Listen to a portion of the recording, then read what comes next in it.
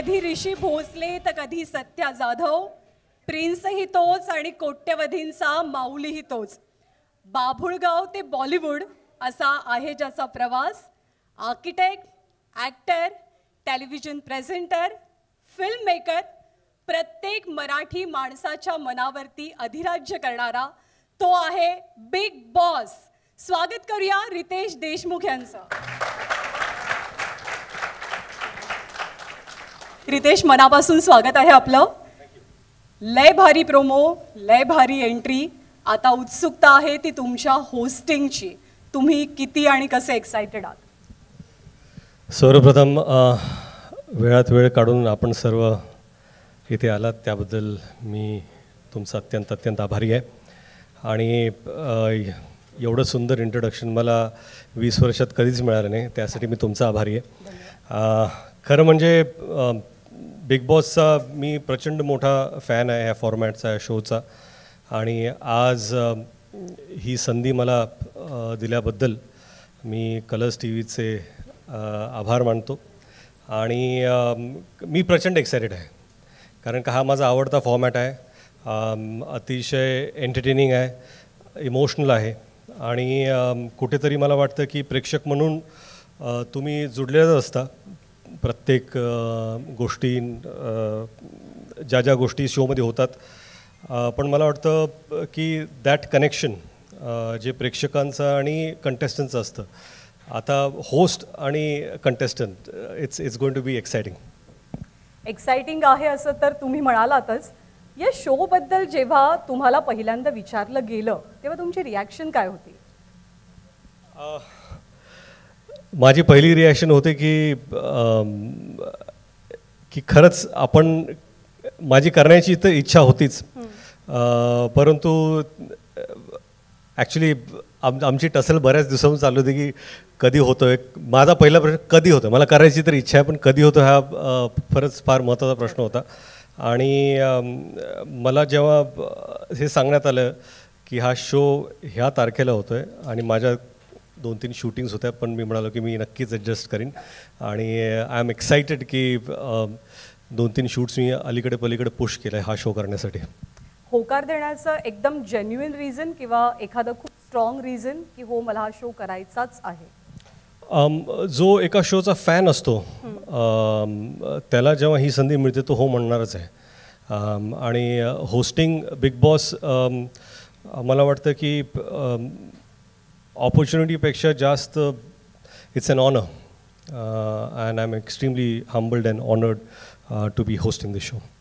आता एखाद्या television शोचं hosting करण्याचा तुमचा काही हा पहिला अनुभव नाही, याआधी सुद्धा तुम्ही केलेला आहे होस्टिंग, पण आता बिग बॉससाठी काही स्पेशल तयारी केली आहे? आता तयारी सुरू आमची झालेलीच आहे. आणि सर्व टीमबरोबर बऱ्याच वेळा आमच्या चर्चा झालेल्या आहेत, ब्रेनस्टॉर्मिंग सेशन झालेले आहेत. परंतु काय की कंटेस्टंट्स कोण आहेत हे मलाही माहीत नाही आहे, म्हणून त्याची अजून तयारी माझी झालेली नाही आहे.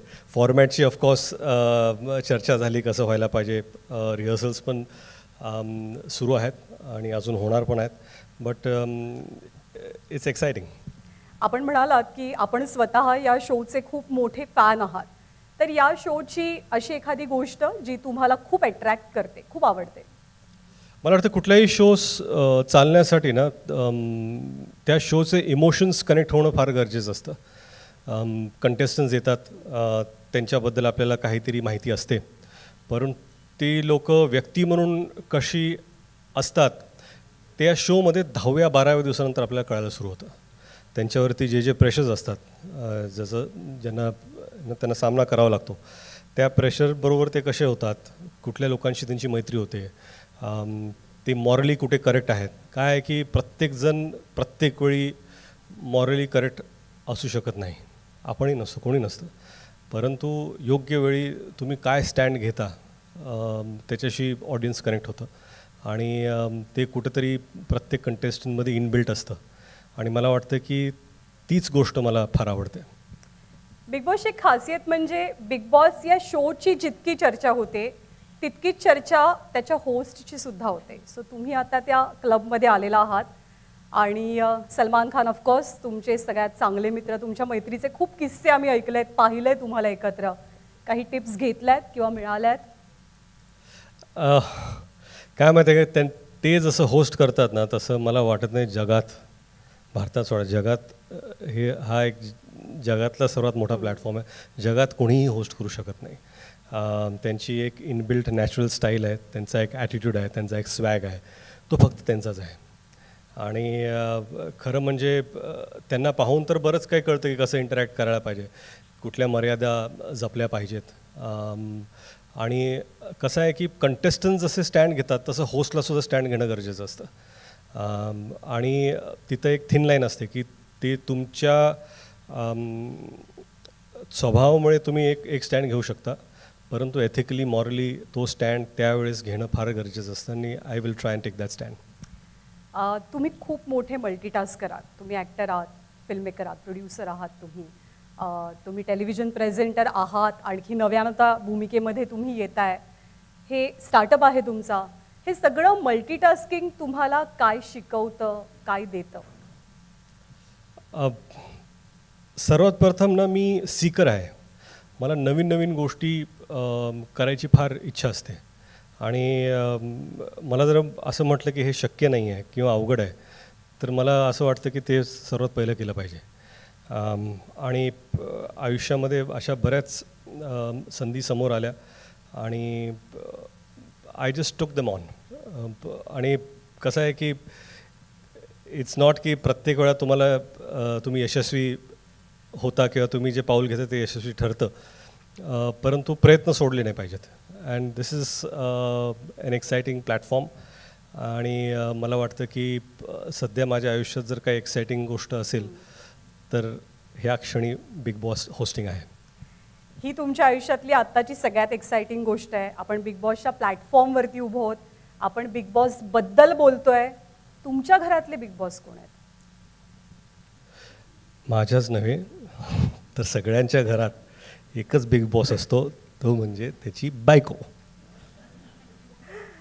सुपर. आता आम्ही सगळेजण खूप एक्सायटेड आहोत. तुम्ही जितके एक्सायटेड आहात त्याच्यापेक्षा जास्त उत्सुकता आय एम शुअर आपल्या सगळ्यांना आहे, सगळ्या प्रेक्षकांना आहे, तुम्हाला एका वेगळ्या अंदाजात आणि नवीन रूपात बघण्याची. त्यासाठी अर्थात शुभेच्छा सुद्धा आहेत. थँक्यू. हा इव्हेंट आपल्याला पुढे न्यायचा आहे आणि बिग बॉसचा हा सगळा मोठा घाट घालण्यासाठी कलर्स मराठी वाहिनी आणि एंडमॉल शाईन इंडियाचे जे पिलर्स या शोच्या पाठीमागे उभे आहेत, तर त्यांना आपण आता मंचावरती आमंत्रित करणार आहोत. Alok Jain, president general entertainment Viacom, Kedar Shinde, head programming Colors Marathi, आणि Deepak Bhat, founder and group CEO, Banijay Asia and Endemol Shine India.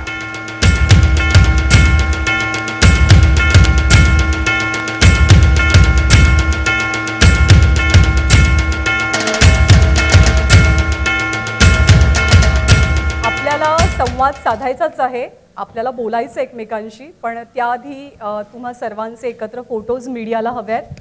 So me request करते मीडियाला.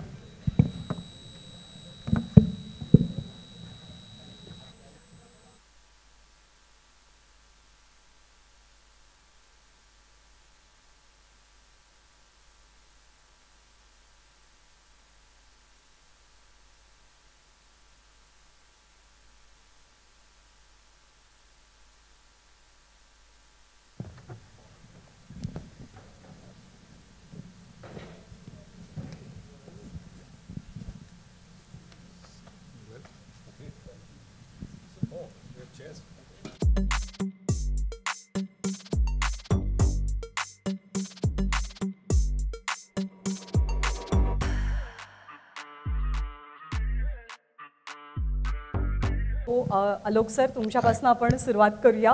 थँक्यू. की actually what makes the current Bigg Boss season stand out from the previous one? Everybody wants to know this, very curious about this.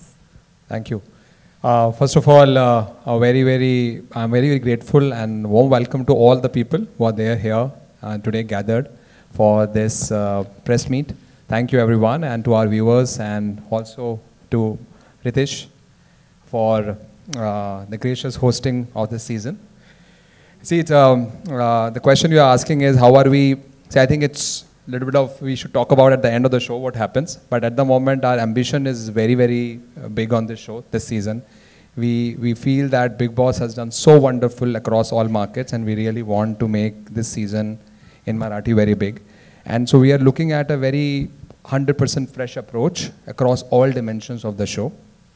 We are looking at a very, very exciting bunch of contestants, housemates for the show, the kind of activities and the things which we are planning in the house are extremely unpredictable and very exciting.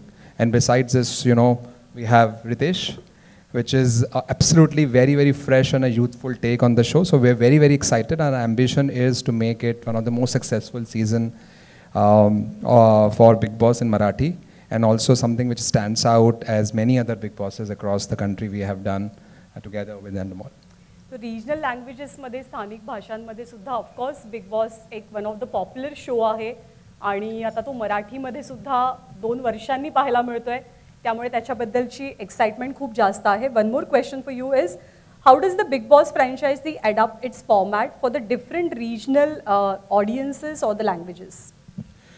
So I think Bigg Boss is extremely exciting format because there is a center core to it, and then it provides a lot of freedom for anyone to adapt to the regional flavors. For example, it provides a opportunity for you to have contestants from various walks of the life, from various parts of the state or the country. So it provides an option to you have a cultural flavor to the state. Even the tasks, activities which you do in the house can be very easily adapted to the local sensitivities. And also the host is always from the market, someone who is extremely connected and rooted to the market. And someone, because the host plays a very important role, who is a bridge between the consumers and the house. And a person coming who is really connected with the audience, like specifically in this case Marathi audience, is a big important part of making the show adapt to the regional flavor. I think that's the ambition which we are going ahead with. Thank you. Thank you so much. Kedar sir, या वेळेला आता surprises काय मिळणार आहेत? म्हणजे अगदी host पासून पहिलं सरप्राइज मिळालंय, तर आता आणखी कोणकोणती नवी सरप्राइजेस प्रेक्षकांना मिळणार आहेत? नमस्कार सगळ्यांना, व्यासपीठ सगळ्यांनाच नमस्कार. ज्ञानदा कशी आहेस तू? छान. तिला असं विचारल्याशिवाय पुढचं काही बोलत नाही ना ती, आपल्या सगळ्यांनाच माहिती. काय म्हणशील ज्ञानदा? मला आज एक्झॅक्टली 8 महिने झालेत कलर्स मराठीचा हेड ऑफ प्रोग्रामिंग होऊन. माझा 9वा महिना सुरू झाला आहे. खऱ्या अर्थानं बाई पण भारी. पण मला एक आनंद आहे की 9व्या महिन्याची प्रेग्नन्सी ही बिग बॉस मराठी असणार आहे माझ्याकडून. So that will be a big thing for me, आणि त्याच्याबद्दल मी खरंच परमेश्वराचे, स्वामींचे आभार मानतो. मला तुम्हाला ही गोष्ट सांगायची की ज्या दिवशी मी पहिल्यांदा कलर्स मराठीमध्ये पाऊल ठेवलं आणि घरी गेलो, तर 2 गोष्टी माझ्या आयुष्यामध्ये घडल्या. मी माझ्या आईला सांगितलं की आई, मी कलर्स मराठीचा हेड ऑफ प्रोग्रामिंग झालो आहे. माझे वडील हे मिल वर्कर आहेत, त्यामुळे त्यांनी आयुष्यभर चाकोरीबद्ध आयुष्य जगले. तर माझ्या आईने माझ्या वडिलांना सांगितलं की असं लागलं आहे तो आता वायकॉम 18मध्ये. तर माझे वडील म्हणाले चला, मुलगा सेटल झाला. म्हणजे 30 वर्षात मी काही सेटलमेंट घेतलीच नव्हते असं मला वाटायला लागलं. आणि दुसरा प्रश्न माझ्या आईने विचारला, बाकी सगळं मरू दे, बिग बॉस कधी येणार आहे? तर मी म्हटलं हे कनेक्शन जे आहे प्रत्येक मराठी घरामध्ये या बिग बॉस मराठीचं कनेक्शन आहे. मी जिथे जिथे गेलो, किंवा आताही आम्ही नवीन शोजचे जेवढे म्हणून प्रोमो टाकतो, खाली जवळजवळ आम्हाला एवढंच विचारण्यात येतं, ते सगळं जाऊ दे, बिग बॉस कधी येणार आहे? तर हे जे कनेक्शन आहे, हे रसिक प्रेक्षकांचं कनेक्शन आहे, हे त्या टेलिव्हिजन ऑडियन्सचं कनेक्शन, आणि त्या ऑडियन्सला आपलंसं कुठलं तरी एक कार्यक्रम असा वाटतो ज्याच्याबद्दल ते इतके एक्सायटेड असतात, आणि ते एक्साइटमेंट आहे बिग बॉस मराठी. यावर्षी आम्हाला तरुण बिग बॉस मराठी मिळालेला आहे. सो भाऊ, मी कधी भाऊंबरोबर काम नाही केलं, बट माझ्या मनामध्ये 100% त्यांच्याबद्दलचा जो आदर आहे हा फारच उच्च दर्जाचा आहे. आणि मला एवढं पण माहिती आहे की त्यांच्या मनामध्ये पण तो आदर असणारच, कारण दोघंही आम्ही दिग्दर्शक असल्यामुळे दोघांच्याही जी रूट्स आहेत, जी माती आहे ती मराठी इंडस्ट्रीची आहे. पण आम्हाला या निमित्ताने तरुण एक होस्ट मिळाला आणि आत्ताचा बिग बॉस तुम्हाला तरुण दिसेल. वेगवेगळ्या वयोगटातली लोकं असतीलच 100%, पण त्याची एनर्जी जी असेल ती अत्यंत उत्साहवर्धक असेल आणि जी प्रत्येक माणसाला, प्रत्येक व्ह्युअरला प्रत्येक क्षणी चॅलेंज करणारी असेल. यावेळेचा मराठी बिग बॉस हा कम्प्लिटली अनप्रेडिक्टेबल असेल. तुम्ही अजिबातच प्रेडिक्ट करू शकणार नाही. जे कॉन्टेस्टंट्स असतील तेही तुम्ही प्रेडिक्ट. आता मी यूट्यूबवर बघतो आणि मला जाम हसू येतं. अरे वा वा वा, बरेच लोक काय काय काय काय बोलत असतात. पण मला आनंद आहे की याच्याबद्दल एवढी चर्चा होते आहे. पण आजच्या दिवसानंतर ज्या काही आता चर्चा होतील त्या एवढ्या शिगेला पोचतील की 28 तारखेचा ग्रँड प्रीमियर आणि त्याच्यानंतरचे रोज रात्री 9 वाजता महाराष्ट्रातल्या घराघरामध्ये टेलिव्हिजन लागल्यानंतर फक्त एकच दिसेल, बिग बॉस मराठी आणि रितेश देशमुख.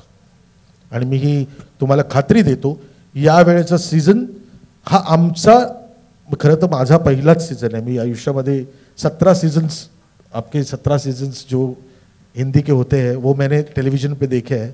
मराठीचे सीझन्स मला बघितलं, पण मला कधी असंच वाटलं नव्हतं की मी कधीतरी बिग बॉसच्या त्या सगळ्या कुटुंबाचा एक भाग होईन.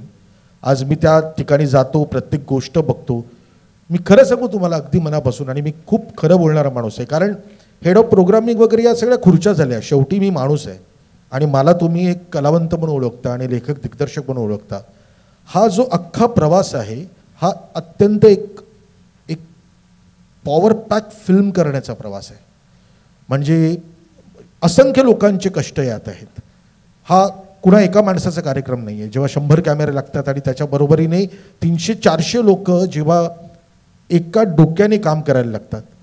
आज ह्या सगळ्यांचं प्रतिनिधित्व रितेश भाऊ करणार आहेत आणि ते संवाद साधणार आहेत कॉन्टेस्टंटशी, किंवा रसिक प्रेक्षकांच्या बद्दल पण जे नातं रितेश भाऊंचं निर्माण होईल ते त्या रसिक प्रेक्षकांचं आणि रितेश भाऊंचं नातं असलं तरी आपल्या सगळ्यांचं ते नातं असणार आहे.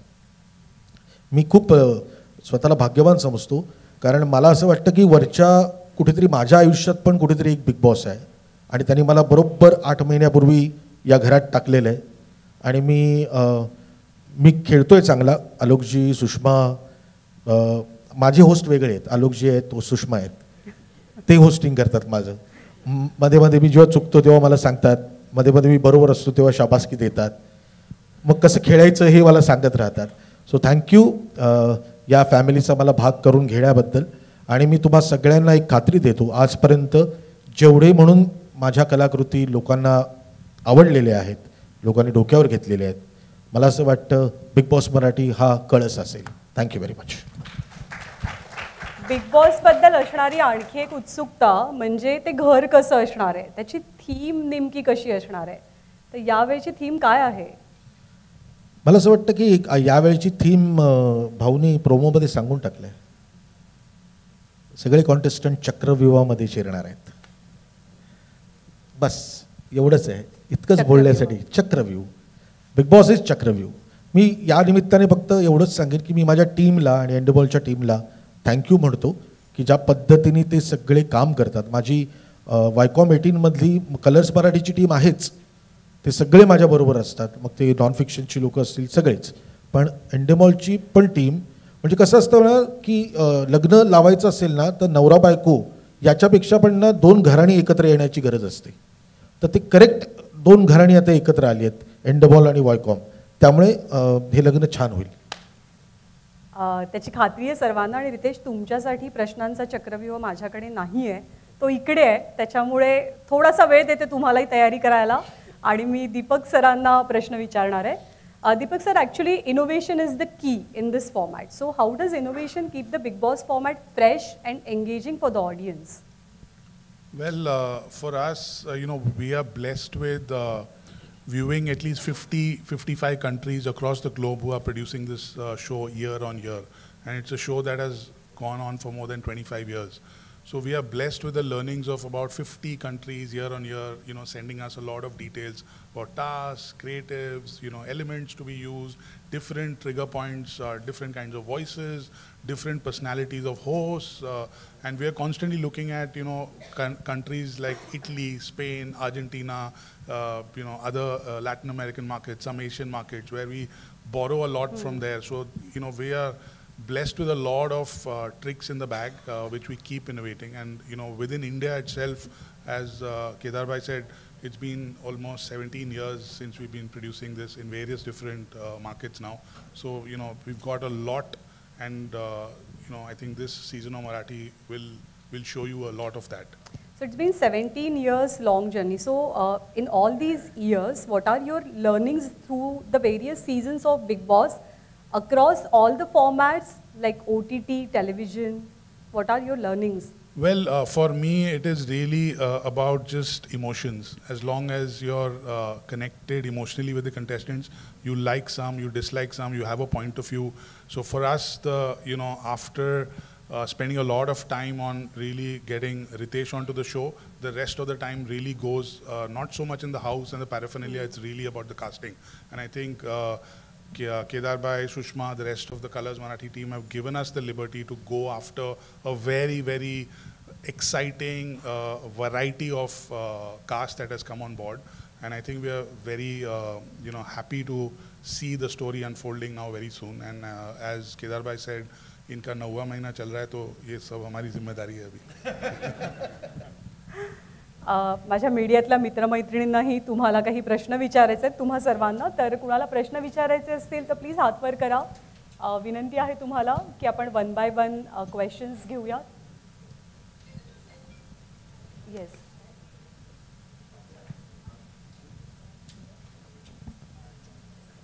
गायत्रीला मी रिक्वेस्ट करेन की माईक पॉज ऑन करायला.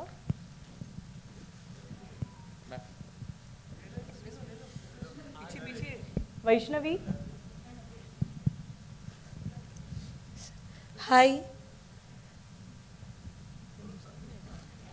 रितेश सर, मेरा सवाल आपसे है. जी. जैसे कि आपको पता है बिग बॉस OTT चल रहा है, अनिल कपूर सर होस्ट कर रहे. काफ़ी लोग ने ये कहा है कि अनिल कपूर सर जो सलमान सर कर रहे वैसा नहीं कर रहे. आपके ऊपर भी सेम एक ऐसी चीज़ें आ गई है.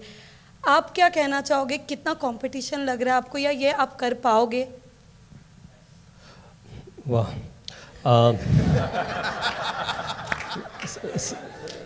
सवाल अच्छा है आपका. सबसे पहले ऑफ कोर्स मैंने पहले ही कहा था कि जो सलमान भाऊ करते हैं वो वैसा कोई कर नहीं सकता. और अनिल सर को मैं बहुत अच्छी तरह जानता हूँ. मेरे सीनियर है, हालांकि हम एक दूसरे को दोस्त मानते हैं. उनकी अपनी एक स्टाइल है, तो अपने स्टाइल के हिसाब से वो होस्ट करें. That's what host is all about. आप होस्ट के लिए जब किसी को चुनते हो तो आप ये चाहते हो कि आप वो खुद अपनी पर्सनैलिटी लेकर आए शो पर और कुछ करें. तो वही मैं कोशिश करूँगा. 2-3 हफ्ते के बाद आप बताइए मुझसे अगर हो पाया तो, you know, it will be great. So next question. Hi, Prathamesh इथून तुमच्या फ्री प्रेस जर्नलमधून. माझा प्रश्न आहे रितेशला. रितेश, आत्ता कल्ला होणारच ही टॅगलाईन आहे शोची. काय रेझोनेट करतो, कसं तू रिस्पॉन्ड करतो या टॅगलाईनला? What does it mean to you and how are you going to deal with this? आणि मी हा प्रश्न याच्यासाठी विचारतो की इमेज जी आहे, जी आपली एकदम बॉय नेक्स्ट डोअर, एकदम स्वीट चॉकलेटी, तुम्ही रील्स बनवता ती पण तशीच इमेज आहे. ह्या शोचा फॉर्मॅट असा आहे की तुम्हाला अग्रेसिव्ह व्हावं लागतं. तर जर का कुठला कंटेस्टंट मिसबिहेव करत असेल तर ते अग्रेशन कुठून येणार? ते अग्रेशन लय भारी असणार, ते वेडमधून येणार, की तुम्ही एक विलन होणार तिथे? नाही, काय माहिती आहे का, विनाकारण अग्रेसिव्ह व्हायची माझी म्हणजे मनस्थिती नसतेच कधी. पण वेळ आली की ते तुम्हाला दिसेलच. आणि तुम्ही जर शो पाहाल तर सर्वप्रथम तुम्हालाच दिसेल ती. हाय Riteish, This is Vaishnavi from CNBC. इथे समोर sorry hi hello how you. Yes yes fine. Sir Riteish, Mahesh सरांचे आम्ही चाहते आहोत. त्यांनी इतके मी पण त्यांच्या होस्टिंगचे खास करून चाहते आहोत. मी पण मागचे सगळे सीझन त्यांनी खूप म्हणजे सगळ्यांचं मन जिंकलेलं आहे त्यांच्या होस्टिंगने. Do you feel little bit of pressurised की महेश सरांचा तो अग्रेसिव्हनेस आणि ती चावडीवर होणारी सगळ्यांची धुलाई, ह्या सगळ्या गोष्टी do you feel little bit stress की ह्या सगळ्या गोष्टी तुला याच्या पुढे सांभाळायच्या आहेत, हा सीझन तरी सांभाळायच्या आहेत? आणि मला वाटतं की महेश सरांनी जे केले त्यांच्या स्टाईलमध्ये केले त्यांनी, आणि he was a fantastic host. आणि आय थिंक मी सुरुवातच केली की to host Bigg Boss is an honour, and to do it after him also it's even a bigger honour. आणि मला वाटतं की जशी जशी परिस्थिती येईल शोवरती त्या पद्धतीने त्यांच्याबरोबर डील केलं जाईल.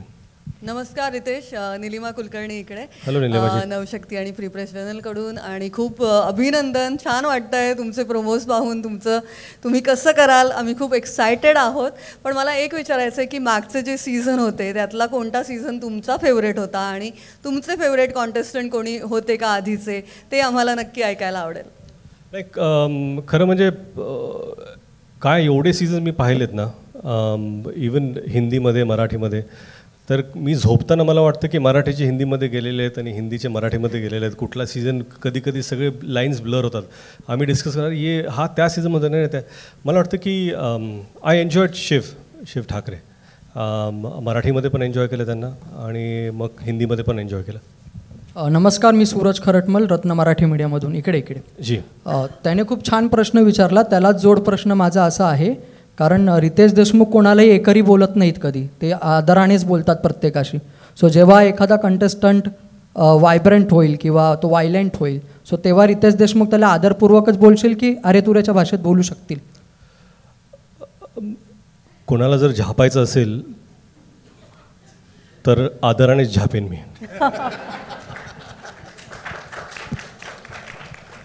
आणि हे पाहणं इंटरेस्टिंग असेल की आदरानं कसं झापलं जाईल ते. Hello sir, this is Atisha from Rajshri Marathi. Sir here. Yes first of all sir, Kedar sir तुम्हाला सुद्धा आणि Alok Jain sir, for you also thank you so much for bringing our favourite hero as a host of this show, which brings me to the question that what was the strategy behind asking Ritesh sir about to be the host, and what was the process of that the discussion with Kedar sir that we should bring Ritesh sir as the host of this season?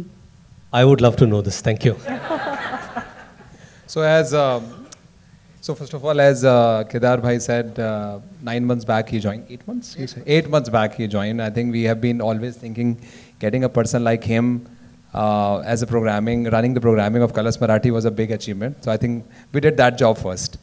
And then our thinking always was that, see, the show has done before, and we wanted to mount it very differently.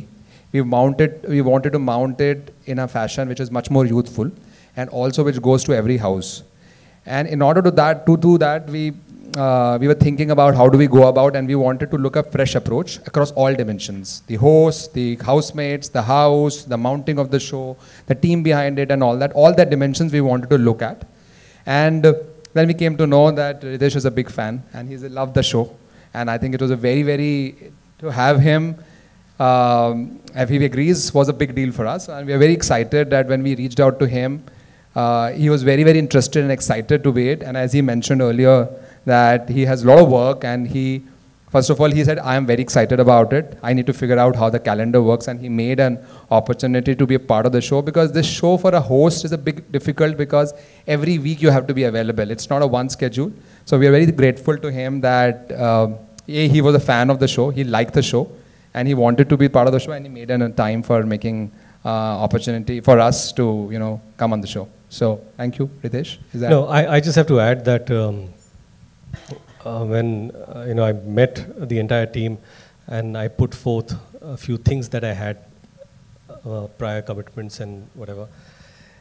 What I liked about Alok was he said, let's do it, we'll figure the rest. And I have to thank Alok and Sushma ji for this, and of course Kedar ji and Deepak for always being there. So it's a huge opportunity, and thank you for going beyond the call. Thank you. नमस्कार, माझा प्रश्न केदार शिंदेंना आहे.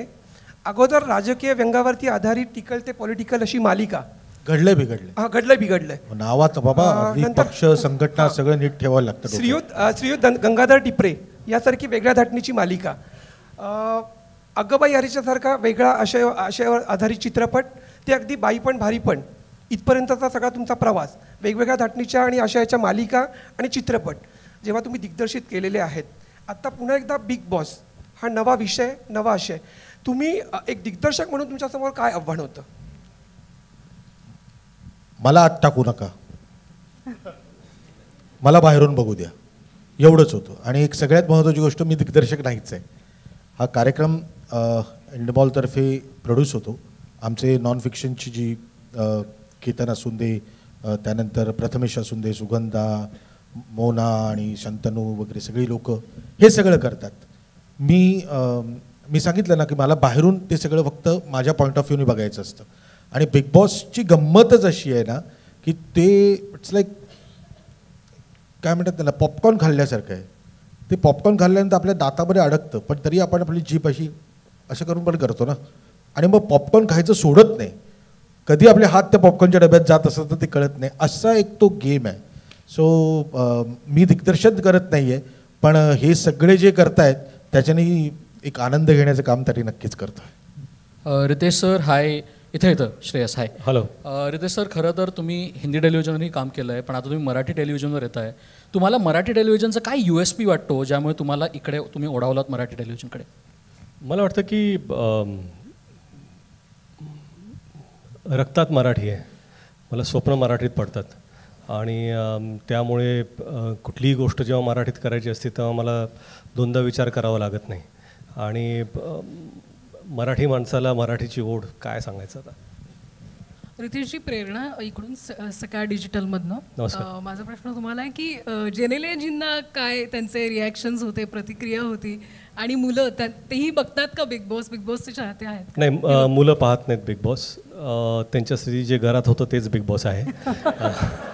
त्यांना T V पाहायची गरज नाही. आणि I think जिनीला मी जेव्हा पहिल्यांदा कुठलीही गोष्ट माझ्या आयुष्यात जेव्हा घडते तर पहिल्यांदा मी जिनीलाशी शेअर करतो, कारण का त्यांचं ओपिनियन हे माझ्यासाठी खरंच फार महत्त्वाचं असतं. आणि त्यांचं जे मत असतं ना ते नेहमीच माझ्या फेवरमध्ये असतं की माझ्यासाठी काय चांगलं आहे हे एक पर्स्पेक्टिव्ह ते देतात. आणि त्यांना वाटलं की मला बिग बॉस करणं हे गरजेचं आहे, कारण आम्ही दोघं बिग बॉस पाहतो आणि त्यांना माहिती आहे की मी किती बिग बॉस शोचा मोठा फॅन आहे. रितेश सर, पूजा इथे. हॅलो. हाय. सो येस, खूप छान वाटतंय तुम्हाला होस्ट म्हणून बघताना. माझा प्रश्न असा आहे की महेश सरांकडनं तुम्हाला काही कॉल वगैरे आला आहे का? त्यांनी काही सांगितलं आहे का? आणि दुसरा प्रश्न असा होता की महेश सरांचे लुक्स खूप गाजले होते त्यांनी जे सीझन केले त्याच्यामध्ये, तर तुमचाही प्रोमोमध्ये लुक खूप छान दिसतो, तर तसे लुक तुमचे दिसणार आहेत का वेगवेगळे?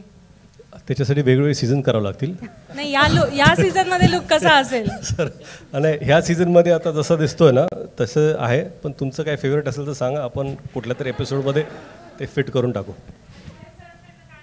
आता हा शो झाल्यानंतर महेश सरांना फोन करणार आहे मी, काहीतरी टिप्स द्या म्हणून. हॅलो. नमस्कार. हॅलो. Hello, good evening. नमस्कार Riteish ji. Hello ma'am, how are you? So good to see you. Thank you Riteish. Same here. Riteish, मनपूर्वक अभिनंदन and congratulations to Colors team. 2 वर्षांच्या दीर्घ प्रतीक्षेनंतर आम्हाला सगळ्यांच्या घरोघरी प्रिय असलेला बिग बॉस पाहायला मिळणार आहे, आणि तो सुद्धा रितेश यांच्या होस्टिंगमध्ये. So congratulation everyone.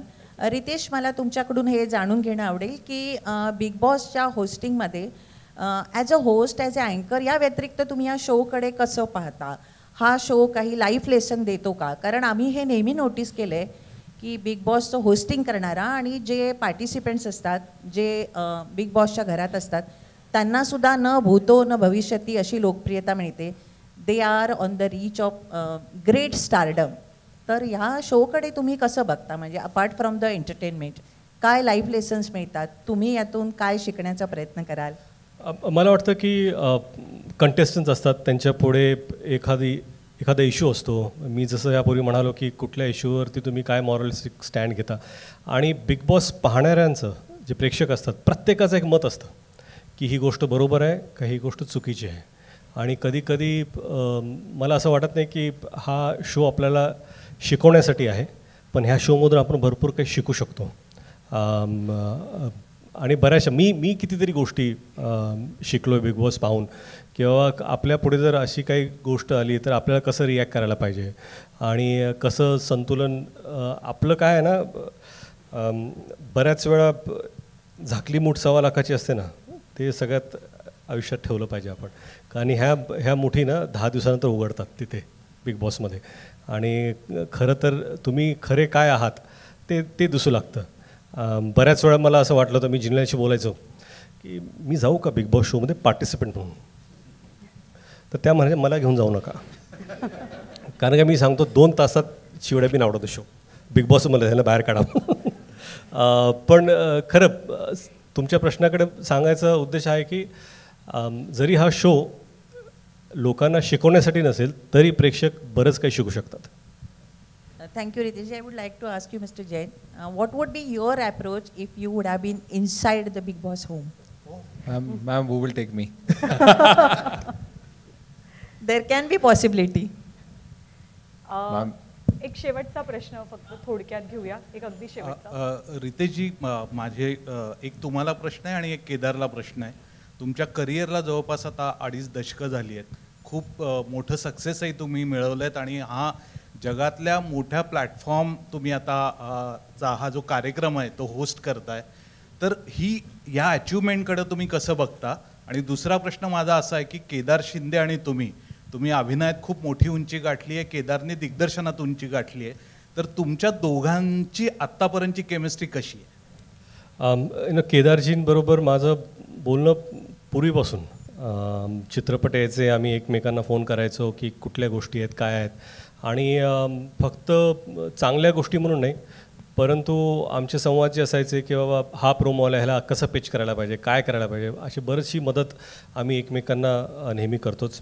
आणि खरं म्हणजे आपण जसं म्हणाल, मला जवळपास 21-22 वर्ष झाली आता मी काम करतो आहे, आणि मला चित्रपटात काम करायचं नव्हतं कधीच. एक संधी मिळाली, त्याला मी होकार दिला आणि आज 22 वर्ष झाली. आणि कसं आहे की a boy in a candy store तसं कार्यक्रम आहे माझा. आणि काय सांगू, म्हणजे देवानी अपेक्षापेक्षा लायकीपेक्षा जास्त दिले मला, तर देवाचे आभार. केदार, तुझा अनुभव सांग. केदार, जाता जाता प्रश्न आहे, आय एम शुअर स्त्रियांच्या वतीने हा प्रश्न आहे, आणि कारण बाईपण भारी देवा आपण बघितलाच आहे. आणि रितेश सर, तुम्ही म्हणालात की तुमच्या घरातली बिग बॉस ही तुमची पत्नी आहे, तर केदार सरांना विचारायला आवडेल की एखादा सीझन खरंच फक्त बाईपण बिग बॉसचा झाला तर त्याकडे, फक्त बाईपण म्हणजे त्यातल्या ऑब्व्हियसली त्या नाही, पण फक्त स्त्रियांचा सीझन, आणि तुम्ही मगाशी म्हणालात त्याच उत्तराला लागून फक्त स्त्रिया कंटेस्टंट्स, येस 100 दिवस चालेल. तेच माझा. आणि तुम्ही मगाशी जे जिनेलियांबद्दल म्हणालात की त्या जर आत गेल्या ॲज अ कंटेस्टंट तर 2 तासात बाहेर येतील, पण समजा तुमच्या बिग बॉसच्या घरात गेल्याच तर एक अशी कोणती गोष्ट आहे ज्या बदलतील, म्हणजे येतील ती पुढची गोष्ट, पण त्या घरात बदलूनच बाहेर येतील. मला आधी बाईपणचं आणि मग त्यांना मला तुम्हाला बाईपणचा एखादा, म्हणजे स्त्रियांचा फक्त. मी 2004 साली अगबाई अरेच्चा केला, आणि 2023 साली मी बाईपण भारी देवा केला. मी 2024 साली पहिल्यांदा बिग बॉस करतोय. आपण थोडे दिवस थांबूया ना, मला जरा एक्सपिरियन्स घेऊन देत. मला आवडेल सगळ्या बायकांना आतमध्ये टाकायला, पण मला माहित नाही मलाच दिग्दर्शन करावं लागेल त्याचं वेगळं. पण आत्ता नको बोलूया, आत्ता आपण या बिग बॉसबद्दल आणि या रितेश भाऊंबद्दल बोलू.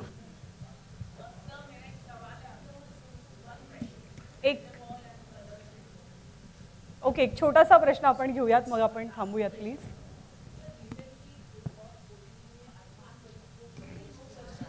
आपण आज मराठी, माझी एक छोटी रिक्वेस्ट आहे, एक छोटीशी रिक्वेस्ट आहे. आज आपण मराठी बिग बॉसबद्दल बोलतोय. आजचं स्टेज रितेश देशमुख यांच्यासाठीचं आहे. तर आपण छान हा सोहळा सगळेजण, बाकी कुठलाही विषय इथे न आणता एन्जॉय करूया.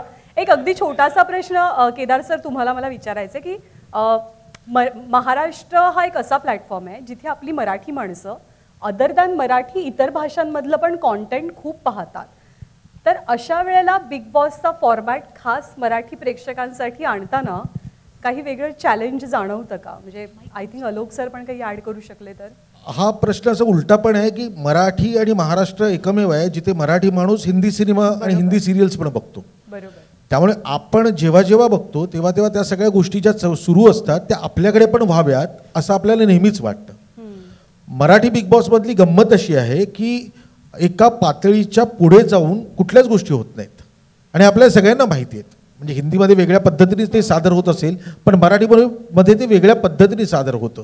आजही कुठेतरी संस्कारांचा एक पार्ट आपल्या सगळ्या मराठी कलाकारांवर किंवा मराठी लोकांवर तो त्याचा पगडा जास्त आहे. पण तरीही यावेळेचं घर हे अत्यंत वेगळं असेल कारण 28 तारखेला बघूया. Thank you. Alok sir, would you like to add something on this? Kedar bhai has added it. See, while yes, there is a market where in Marathi market a lot of people speak Hindi as well and understand, but still there is a huge scope of, because Maharashtra is a big state. There are a lot of dialects, a lot of culture pieces, and there's an opportunity for us to make the show go to deeper areas in Maharashtra. So I think that's the attempt which we are making with the show. तुम्ही अगदी सुरुवातीला म्हणालात की 9वा महिना चालू आहे. या शोच्या प्रसूती वेदना सहन सगळेजण करतायत तुमच्यासोबत. सो जे प्रोडक्ट असेल ते ऑफकोर्स खूप छान असेल आणि त्याची एक्साइटमेंट सगळ्यांना आहे. पूर्ण टीमला शुभेच्छा. खरं तर नाही, खरं म्हणजे हा 9वा महिना आहे आणि डिलिव्हरी लई भारी होईल याची जबाबदारी आम्ही घेतो. ब्लॉकबस्टर वेड आणि बाईपण भारी देवासारखी नक्कीच होईल याची पण गॅरंटी आम्ही घेतो. त्यासाठी शुभेच्छा आहेतच सगळ्या प्रेक्षकांच्या आणि थँक्यू सगळ्या मान्यवरांचे आभार. रितेश तुम्ही इथेच थांबावं अशी रिक्वेस्ट आहे. Thank you everyone. Thank you very. एकच मिनिट मी थांबायची रिक्वेस्ट करते सगळ्या मीडियाला. एकच मिनिट.